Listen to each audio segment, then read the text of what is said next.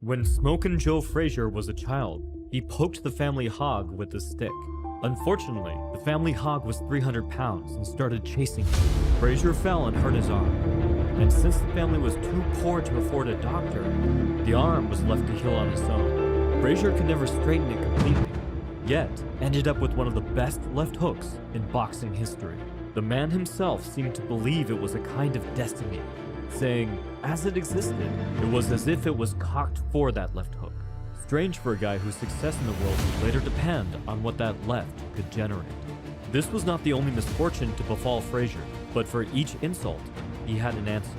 When racist farmers fired him for pushing back against mistreatment, a teenage Frazier left town and found work elsewhere, taking up boxing.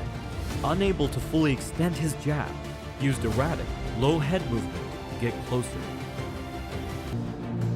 weaving under his opponent's punches to come up with his signature smokin' left hook.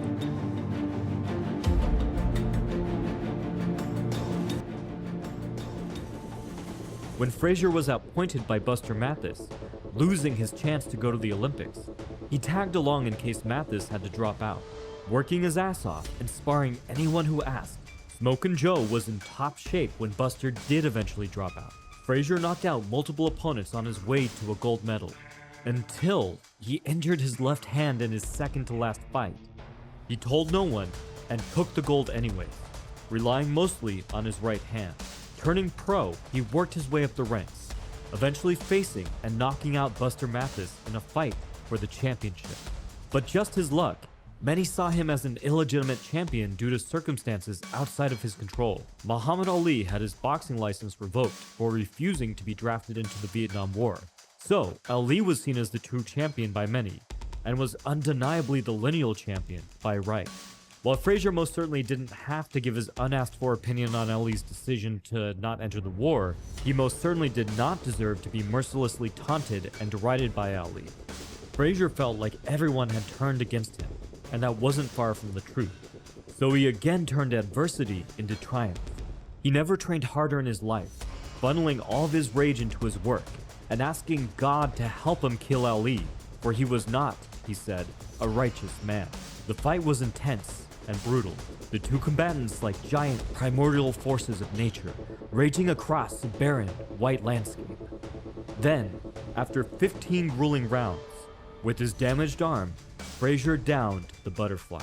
When Frazier knocked Ali to the canvas in front of the entire world, it was almost as if destiny had reached back through the years to set his arm crooked just for this one perfect defining moment where all of his potential, sacrifice, and hard work could accumulate into this one representation of who Frazier was as a person.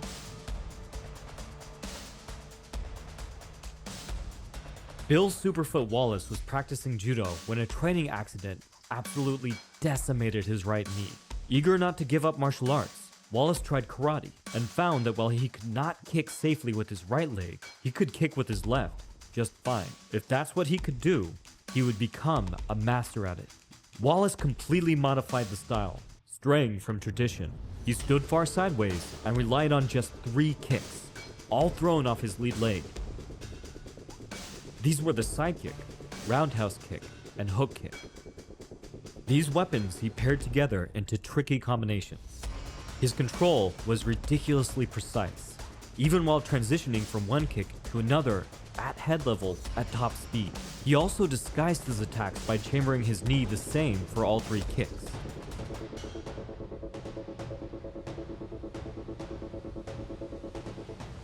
This concept of selling one lead leg kick as another and other elements of the style was heavily utilized by Stephen Wonderboy Thompson in the UFC decades later. With his brand new system born of necessity, Wallace amassed an unbroken 23-fight win streak. He became like martial arts royalty, holding seminars, landing a fight scene with Jackie Chan, and just generally influencing future generations of fighters. And this doesn't need to be in the martial arts world. Tony Iommi was a teenage guitarist set to go on his first tour across Europe. But he had a horrific accident working his last day at his job at the steel mill. His fingers were badly damaged.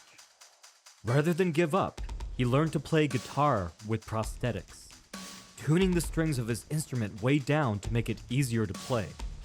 This contributed to the unique sound of his guitar, helping him to, along with the rest of Black Sabbath, literally invent a new genre of music known as metal. Daily decrease is at this point a concept that's deeply ingrained into martial arts. But what if something is not given away, but stripped away? Well, that's when you do like Frazier and Wallace, and see if you could turn a tragedy into an advantage. That's not to say you should feel grateful. The sword does not feel grateful to the hammer and anvil for creating it. It also doesn't mean you should blind yourself to new potential ways forward. So please feel free to share your own stories of turning adversity into triumph in the comments, or any other instances of injuries leading to unique, powerful styles. For the Modern Martial Artist, this has been David Christian, wishing you happy training.